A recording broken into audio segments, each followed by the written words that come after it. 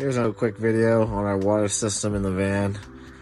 So we have this little sink here, but out back, underneath this left bench, we have our fresh water tank. This is 32 gallons, and we have a Seaflow water pump, a water filter, and this line right here is the fill coming in. We fill the tank up through here, and this is a vent, but I also piped it outside, so when you're filling, it fills up here and then it drains out there, so you know the tank's full, and that will vent out onto the ground, so you know you can shut the water off.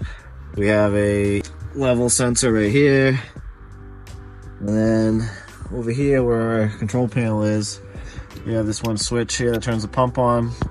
This is where I added the gauge, half a tank of water. So you just hit this switch, and then you get water. And then underneath, we have a gray water tank, and it has an electric ball valve on it to drain the water out when we're in a good spot. We can drain all the dirty shower water or dirty sink water out in the dirt somewhere and be on our way.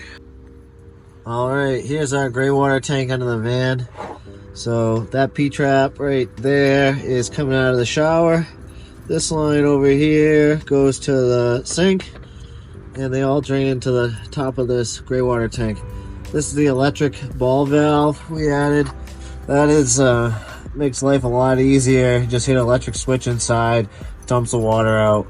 And if you were in a campground or something and didn't want to drain it right to where you were, you could add, or I added this fitting to put a garden hose on. We have a separate gray water garden hose, and we can pipe that into the gray water tank wherever we're camped out.